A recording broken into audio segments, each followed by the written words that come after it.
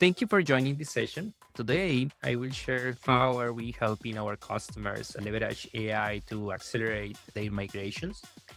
I'm a data engineer at the Professional Services Organization. At Google, I help customers with deep technical challenges when they are pioneers on Google data products, when their journeys require direct help from Google because of the moment of that journey. And in my case, I specifically focus on data lakes, big data, and an AI ready platform.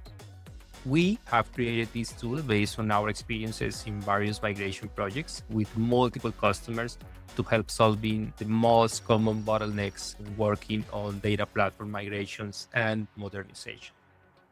In this session, I would like to spend some time showing a live demo on MigConvert, which is currently an internal PSO tool. It is not a GCP product and it is not an open source tool yet, but it is at this point an accelerator that the team have built and using when we are called to help customers on the moments that matter in their journey.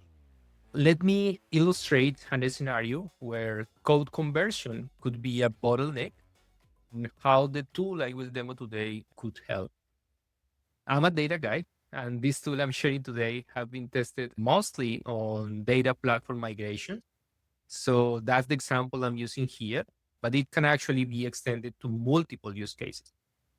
But in the data landscape, when migrating data platforms, you can do a lift and shift, you can do a replatform, or you can do a modernization to actually see the benefits of moving, for instance, from on-premises to the cloud, or from one storage technology to a different storage technology, or just from one hyperscaler to a different hyperscaler. In any case, when you are performing a data platform modernization, you usually face a project with similar stages.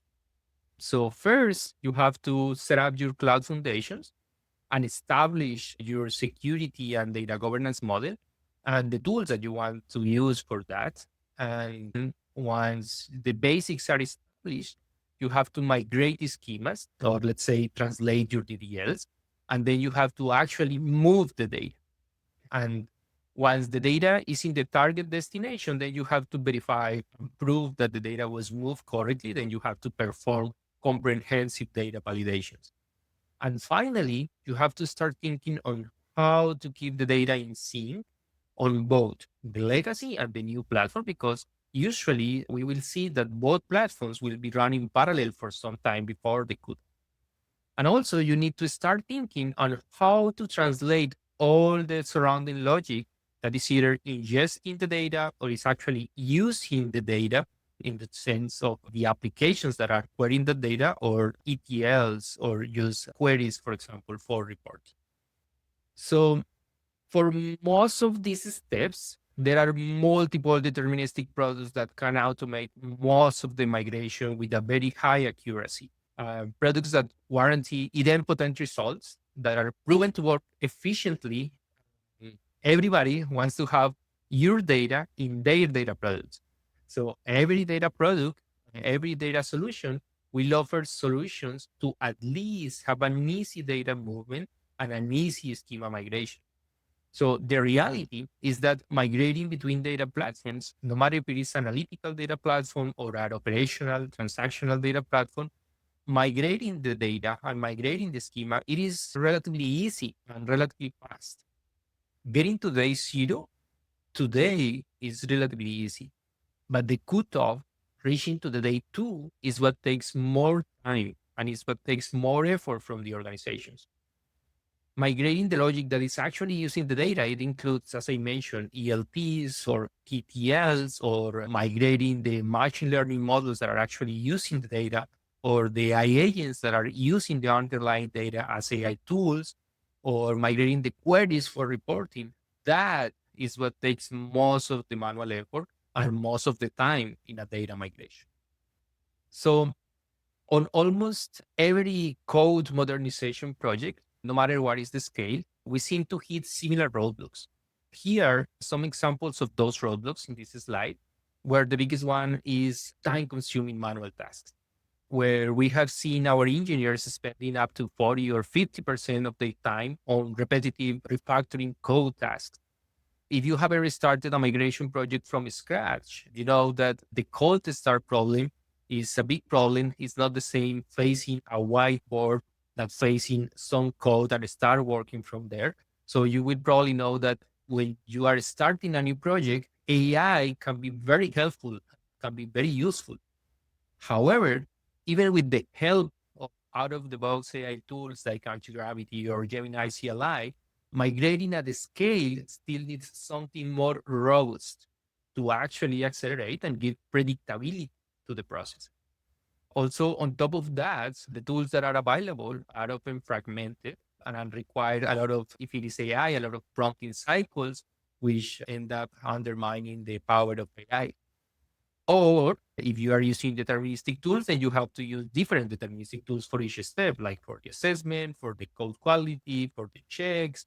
And they usually, those docs don't talk to each other. Or if you are using AI again, you have to go for repetitive prompting cycles, and then it can lead to deviations on the AI results. So the engineers performing the refactor still need to be the glue to put together the pieces, and it just makes it difficult to scale those migrations at the scale, even with the help of AI. So here is where the MigConvert tool comes into the picture. MigConvert is an AI-assisted migration framework, which is designed to accelerate, scale, and de-risk the migration projects. We have taken here a hybrid approach. We are not just throwing Gen AI at the migration problem. We are using LLMs only when reliable and deterministic tools cannot offer a solution at a scale. And we are building here an integrated workflow pipeline where we can programmatically influence the results of AI and plug in steps as modules to guarantee a reliable, predictable outcome. So the tool is modular and flexible by design, and it is aiming to solve the cold start problem at scale and put the migration teams in a position where they can jump in only when a base repository is already built. So the tool will give them insights on the source code via a comprehensive assessment that will be reviewed later, and will convert the code as much as it can, and it will finally check how good that conversion was and how ready the code is for deploying or for testing. So that way, we have the human in the loop using their time when they are actually really needed and when it makes sense. It's designed around 4 simple steps that can be used independently or can be used one after the other as stages. However, the only required one is the conversion. All the other stages, steps here, you can use them if it makes sense for your use case. But we have seen that they are actually very helpful and really accelerate and make more robust the migration process. The first step is the assessment of the code. MigConvert will study your code, understand the complexity of your code, identify the amount of code that you have, different languages that are used in your code, identify the dependencies that you have in your code base. And the outcome here is basically a report that will act as a migration roadmap that will help you model the one that is translating your code and will also help you in that process. The second step is the training, where we fine tune and expose a Vertex AI model endpoint with your specific training data. If you have any, if you don't have any training data, you can just skip this and use the default Gemini model. This training will later refine the results and will increase the accuracy of the translation. Out of the assessment and training phases, we are going to the conversion phase where the tool orchestrates the conversion process. This is the most important and the core of the tool. And it will orchestrate this conversion process using both deterministic APIs whenever it's possible. And it also uses the fine-tuned AI model for more complex code conversions. I will double click on some of the features on the conversion step in the next slide. And the last step is the converted code quality check. It focuses on trying to answer the question of how good was the conversion? What is the quality of the code that I getting from AI? to really give insights to the human in the loop and give a sense on how much remaining manual work or human work is still needed to be able to deploy or to be able to actually run and use that code in production. So the list here in this slide is not an exhaustive list, but is the list of use cases where the PSO customers have seen benefit out of MigConvert for their specific use cases when collaborating with PSO engineers. For instance, we found that a strong RAG corpus was a big benefit in accuracy when migrating from Databricks to BigQuery, or also it was a big benefit when migrating from Spark-based data platforms, Hadoop, or legacy data platforms to BigQuery. Here, we have a summary of some of the features that make MigConvert a robust option in comparison with out-of-the-box AI coding tools like Gemini CLI or Anti-Gravity. We have included, for example, an easy way to scale to RAG corpus, allowing the tools to adapt to the future, to changes in the future in your syntax, and also to tie to your specifics in your code. Also, we treat the conversion as a batch job, meaning you give the repository, you give your folder structure, and the tool will iterate over the folder structure and will return an organized folder structure as a result. When it goes to SQL, we are extensively using BigQuery features like the BigQuery migration service for SQL translations. Of course, when the paid of SQL dialects are available, or the BigQuery dry run option to check on the generated code when it is SQL, Google SQL. Also, for some specific use cases, we have built a dictionary mapping that provides LLMs with a clear translation reference. And that dictionary mapping that we have pre-built, we can use it for RAG corpus, or we can use it to train our model. We will review that in our demo. So from here, I will switch to my terminal. I will show the MigConvert commands, and I will be jumping among different tabs in the Google Cloud console to share with you what is happening under the hood when we interact with the MigConvert CL.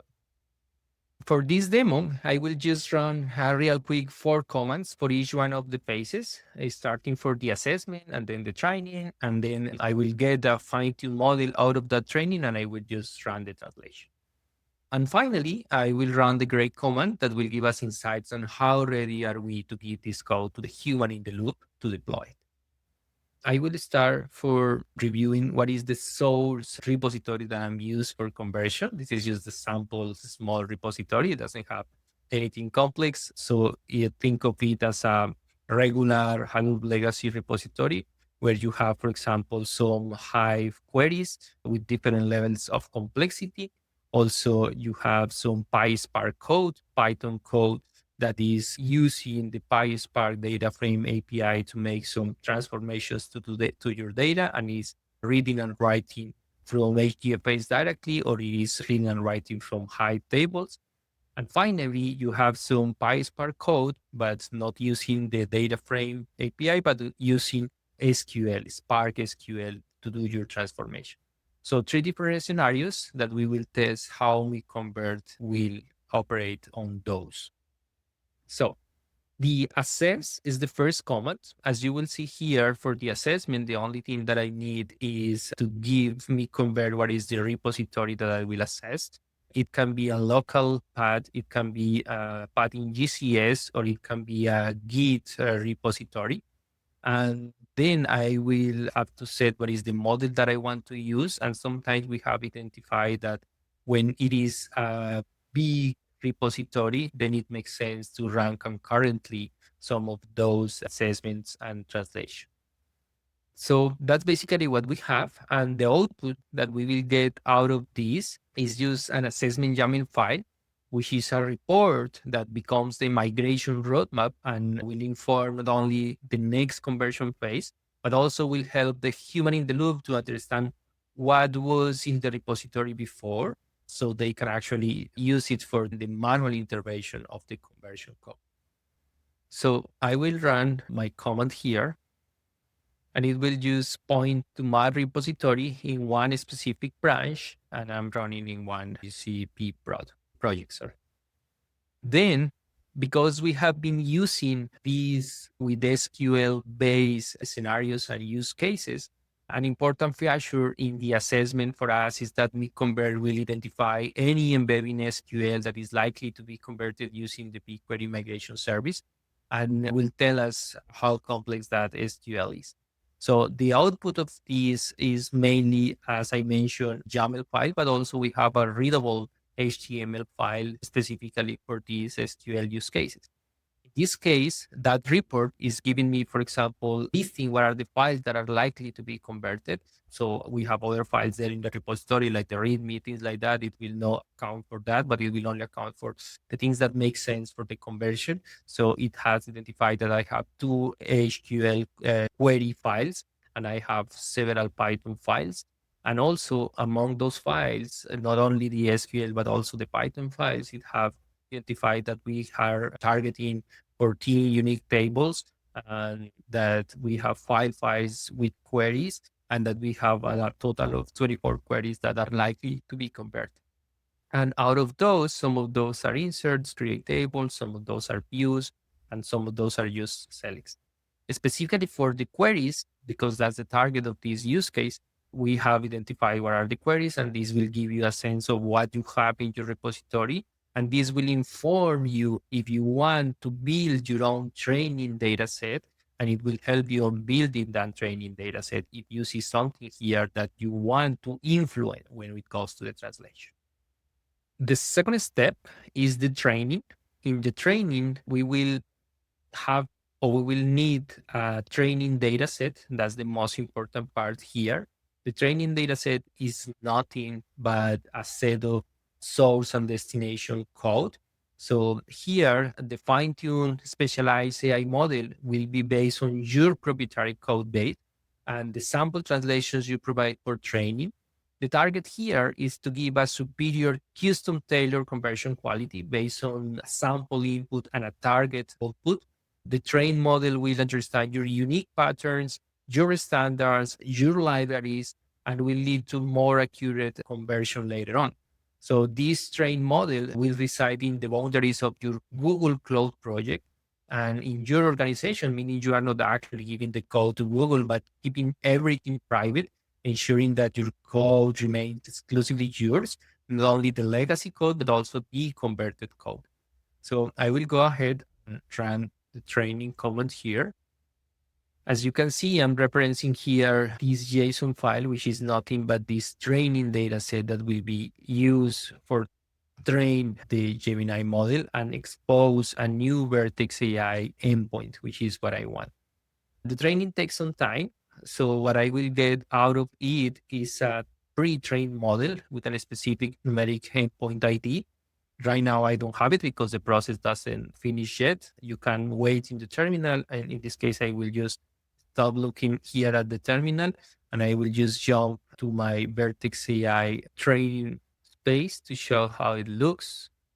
So you will see that the one that we just ran is still running. It will take some time as any training for any model. So it will take some time. And after that, you will get a model that is deployed, and you will get a new endpoint with your pre-trained data, with your specifics, with your libraries to give accuracy to your conversion. So for the purpose of the demo, I have run this training before, and that's the endpoint that I will use, an endpoint that I just had run in advance. The next step, it can be using a RAG corpus. When using LMs for the translation, we want to give the models as much context as possible. So MigConvert will try to extract common patterns, of course, or you can directly influence the model by adding custom prompts or by using the RAG, which is another feature that can be used alongside with the conversion. So what I'm showing here is a PDF which will act as the RAG corpus, and sending this RAG to the conversion model will also increase the chances of a good translation on top of the pre-trained model, or you can use it independently. You can use send RAG corpus without pre-training a model. In this case, for example, I have samples of 2 different PDFs that I will act as track corpus, one for Databricks to SQL BigQuery migration, and a different one for the use case that we are using right now, which is the PySpark to PySpark conversion from Hive to BigQuery as the data storage. So you can set things like the data types mapping when you want some specifics that are tailored to your specific use case and your library. If you are using, for example, user-defined functions, you can tell in the RAG what are the name of those user-defined functions that I want the code to use. I don't want to get generic code, but I want code based on my previous knowledge and the way that I would do in my organization. So it can be the way you treat the general functions or the way I use my custom functions. So I will instruct here, and it's a pretty easy to build format, which is just PDF. So that's what I can also set as the rack. And you can give that rack as part of your conversion later on. So I will run here. The RAG is just uploading it. So you don't need to pre-train anything. It's basically use register document as a RAG. When I just do that, I will get here as a result in the RAG engine, a new RAG context that is ready to be used. And that's the RAG that I will use later for my translation also. So in the convert, which is the core of this tool, we are orchestrating the conversion process using both deterministic APIs whenever it's possible. So that's why you will see options like this, try deterministic. And also it uses the fine-tuned AI model for complex code conversion. So that's why you can optionally set a model. And as part of that, you can set your specific pre-trained model, which is nothing but the output of the training stage. And alongside with that, you can also set, for example, one specific RAG corpus, and you can try, if it is BigQuery specifically, you can try dry run of those queries that are converted. And you can also influence the behavior of the translation of the batch translation using your own prompt instructions as part of the conversion. But as you can see, all these options are optional. Most of them don't need to be set for the translation. The only thing that you actually need to set is what is, of course, the source and target language and database that you want to use. And of course, what is the source and target destination of your code. It can be, again, GCS, it can be a local repository, or it can be a Git repository, which is what we are using in this demo. So I will go ahead and I will run the convert process. As you can see here, for example, I'm using the RAG corpus, but I'm not pointing on one specific model because I trust the Gemini model can give me a gut result. And then I'm just setting what is the source language and destination language and the source storage that I'm using in my scripts. And of course, I have to set what is my repository. And if because it is a repository, then I need to tell it what is the branch that I am using. And I will ask it to create a new branch out of this conversion. So again, the conversion will iterate on the files, will understand what can be done deterministically using the translation API of the BigQuery migration service. So that's why you will see here, for example, in the BigQuery translation services, some jobs that are running right now. And those runs is like, it will extract the embedded SQL, and when it it will identify that it can rely on the BigQuery translation service, and it will use it because it's reliable. And when it cannot do that because it's not available or because it has dependencies, it will use LM for that specific translation. Sometimes it will use deterministic tools. Sometimes it will use LLMs for the translation to get as accurate as possible on the result. When we mention hybrid approach here, it means we aim for using these deterministic products like the BigQuery migration service when it is available, but we leverage AI when the deterministic option is not available or when the use case is too complex or surpass what is available in the BigQuery migration service. So this hybrid intelligent approach maximizes translation speed and also ensure the highest possible level of accuracy for the converted code. And also this is modular. What it means is like today we are using the BigQuery migration service, but ideally we can plug in any other translation strategy that you want to plug in for some specifics instead of using LLM. So basically, we are leaving everything that cannot be covered for your specifics will be done by LLM. So that way we ensure the best results. And the result of this will be use a new pull request that is created here. So I will go through my repository and I will compare on the recently created branch. And this branch, as you will see, because we have this header here, some of these translations were done using the BigQuery migration service because it's plain SQL that is supported by that service.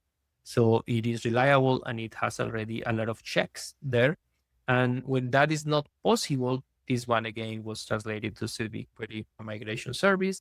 When that is not possible because it's, for example, using Spark data frames, then it will actually use LLM and the translation that you will see will be LLM based. And it will actually, when you are using LLMs, it'll usually give you a lot of comments to guide you when you need to manually intervene. In this case, for example, this was using the data frames abstraction, and now it is using BigQuery SQL because that's what we asked for in our prompt. And similarly for all the other translations. And with this, you will be given with a base repository that you can start working on. But then the next question is how good was that translation? And that's when this great command comes into the picture. Because the last step is this converted code quality check. It focuses on trying to answer the question of how good was the translation, how well the translation went, and what is the quality of that code that is being generated. So that way you will actually give the insights, or the human in the loop will get the insights, and it will be given with a sense on how much remaining human work is still needed. So for this grade, we will need, of course, the source and the destination, which in this case is just two branches of the same Git repository. And I can give a golden data set, which is pretty similar to the training data set, to evaluate against that golden data set. And of course, I can again set what is the model that I want to use, because it will also use AI for this grade.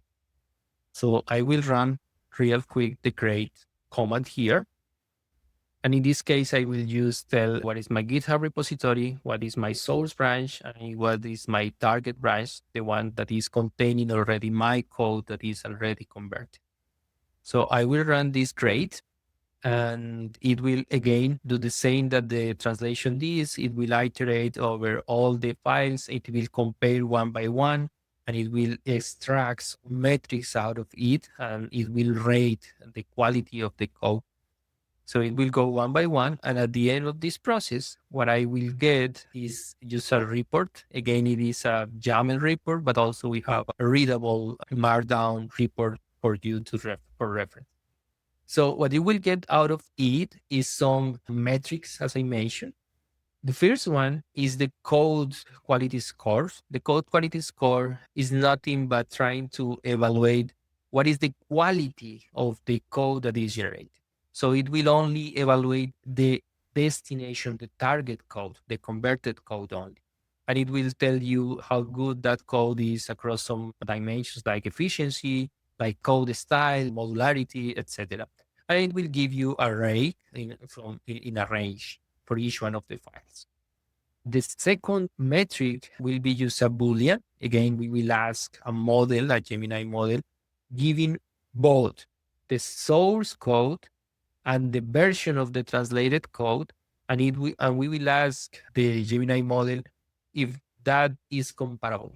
Like functionally, from a functional standpoint of view, are the both source versions of the code, are they doing the same? And then we will get a yes or not, and then we will get some verbosity with the discrepancies, etc. And the last one is again comparing both the source and the destination, and it will give us a metric. But this time we are not relying on LLMs only anymore, but here we are using, for example, this metric X, which is a state-of-the-art neural evaluation metric that is available in Vertex AI. and is used for assessing translation quality and just comparing the source and the destination. And here we will get a score from 0 to 25, where 0 is a perfect translation and 25 is something that is definitely poor and needs enhancement. And this is a metric that is not specific for measuring code translation, but it's actually for language translation. And this is something that can be used also here. We have identified that, and that's what we are using. If you provide a golden data set and you have a training data set, you can even go beyond those three basic metrics, and you can compare against your golden data set to understand how good the translation is. So you will have three data sets: your source code, your translated code by MigConvert, and then your golden data set that can be actually the same as your training data set. But ideally, you will want to have something different. So what you will get out of this is a summary table with these scores based on what I just described. And then you will get details on each one. So when it goes to code quality, it will give you the score for each one of the files, and it will explain why that's the score that was given to it.